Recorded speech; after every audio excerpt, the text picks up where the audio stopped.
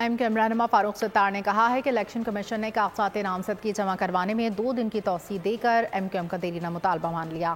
متحدہ قومی موومنٹ اس فیصلے پر الیکشن کمیشن سے اظہار تشکر کرتی ہے۔ ڈاکٹر فاروق ستار کا کہنا تھا کہ لیول پلینگ فیلڈ پر ضلع غربی میں بات کریں گے، جو سمجھتا ہے انتخابی عمل میں انصاف طلب نہیں ہو رہا تو انصاف کے دروازے کھٹکھٹائے۔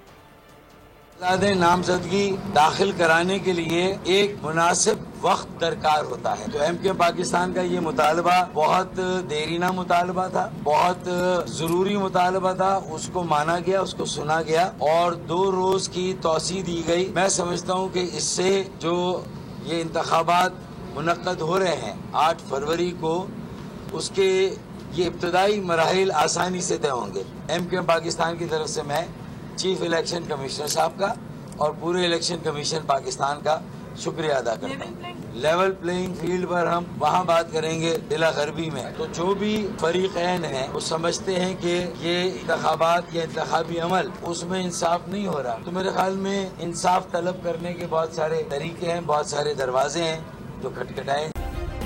سبسکرائب کریں اور بیل دبائیں تاکہ کوئی خبر رہ نہ جائے۔